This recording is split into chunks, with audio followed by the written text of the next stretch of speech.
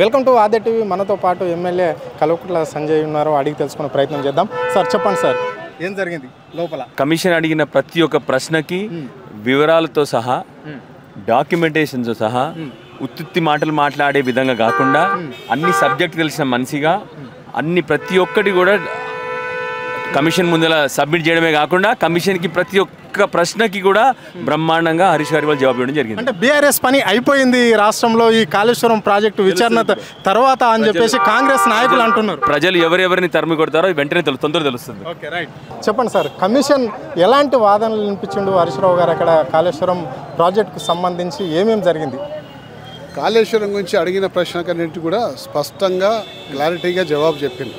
ఎందుకంటే హరీష్ రావు గారికి దాని మీద బాగా పట్టు ఉంది, బాగా నాలెడ్జ్ ఉంది. డేట్లతో సహా, జీవోలతో సహా అన్నీ కూడా క్యాబినెట్ డిసిషన్స్ చేసినాయి అని చెప్పి చెప్పడం జరిగింది. సో వాళ్ళు అడిగిన ప్రశ్నలకు ఏది కూడా తడుముకోకుండా ఇప్పుడు నేను చెప్పినట్టు జీవోలు, డేట్స్తో, ఆర్డర్స్తో సహా అన్నీ కూడా చెప్పడం జరిగింది. సో ఎన్ని క్వశ్చన్స్ అడగడం జరిగింది కమిషన్లో? ఏమేమి అవి ప్రధానంగా ఏం తీసుకొని అడిగారు? దాదాపు 50 నిమిషాల సేపు కమిషన్ ప్రశ్నలు అడిగింది. దాదాపు ఒక 10 నుంచి 15 ప్రశ్నలు అడిగింది. ఆ 10 నుంచి 15 ప్రశ్నలకు అన్నిటి కూడా స్పష్టంగా జవాబు చెప్పిండు. ఆయన చెప్పిన జవాబునంతా కూడా ఎంబడే రికార్డు చేసిండు.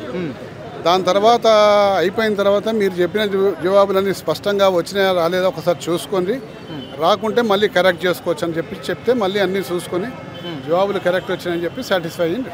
సో ఇక్కడ ఎందుకు కమిషన్ నోటీసులు ఇస్తే బీఆర్ఎస్ అధినేత కేసీఆర్ ఎందుకు భయపడుతున్నాడు, ఎందుకు విచారణకు రాలేడు? నేను కూడా జైల్లో పోయి ఉండేసి వచ్చినా కదా, అక్రమంగా నా పేరు కేసు పెడితే నేను జైల్లో ఉన్నా నాకెంత ఉంటుంది అని చెప్పేసి ముఖ్యమంత్రి అంటున్నాడు. ఈ వాక్యాలను మీరు ఎట్లా చూస్తారు?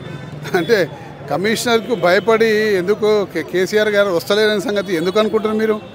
రేపు 11వ తారీఖు నాడు ఉన్నాడు, దాని తర్వాత ఈ నిర్ణయానికి రండి మీరు. నెంబర్ 1. నెంబర్ 2, నేను జైల్లో ఉన్నా కాబట్టి అందరిని జైల్లో పెట్టాలని చెప్పేసి అనుకునేది ముఖ్యమంత్రి అవివేకం.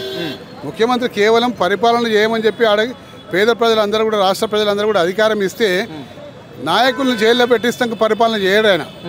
ఆయన పరిపాలన చేయొద్దు. ఆయన పేద ప్రజలకు ఏ విధంగా మేలు చేయాలనే సంగతి ఆలోచించి పరిపాలన దాని మీద చేస్తే బాగుంటుంది.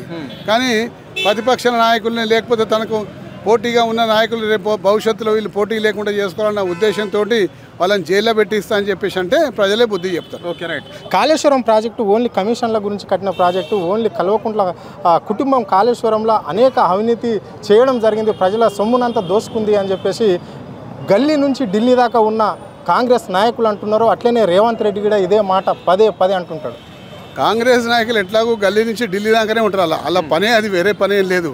కానీ ఈ రాష్ట్ర ప్రజలకు అనేక రకాల ప్రయోజనాలు ఉనకూరినాయంటే కాళేశ్వరం ప్రాజెక్టు ద్వారానే ఉనకూరినాయి. రాష్ట్రము ధాన్యాగారంగా, ఒక బండాగారంగా డెవలప్ అయిందంటే కాళేశ్వరం ప్రాజెక్టు ద్వారానే అయింది. రాష్ట్రంలో అత్యధిక ధాన్యం దిగుబడి అయిందంటే కాళేశ్వరం ప్రాజెక్టు ద్వారానే అయినాయి.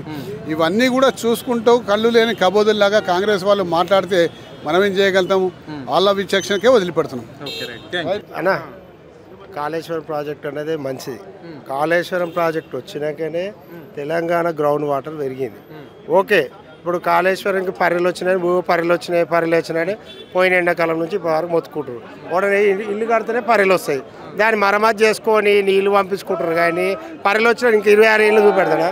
ఇప్పుడు కూడా నీళ్ళు ఇలా ఇంకా ఇదే పరిస్థితి వస్తే ఇంకా ఎంత వరదొచ్చినా కాళేశ్వరం కూలిపోదు.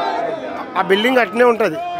ఏదో దాన్ని మరమ్మతు చేసేసి మళ్ళా ఎవరి గురించో తీసేసి తర్వాత అన్ని స్టార్ట్ చేస్తే మళ్ళీ పంట పొలాలకు నీళ్ళు వస్తాయి అన్న.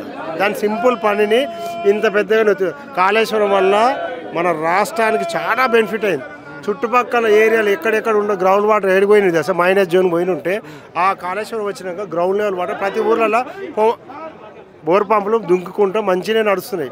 ఈ 2 సమాచారం దాన్ని ఊరిస్తారు. ఇక ఆ పర్రెలు పట్టి ఇప్పుడు నీళ్ళు ఇప్పుడు వస్తుంది కదా, ఇప్పుడు వస్తే కదా, ఇది పరిస్థితి. ఫస్ట్ ఆఫ్ ఆల్ ఇలాంటి పిచ్చి వెరిఫికేషన్ తర్వాత కాళేశ్వరం ప్రాజెక్ట్ని ఏదైనా ఉన్నాయో దాన్ని మరమ్మతులు చేయాలని కోరుకున్నాను.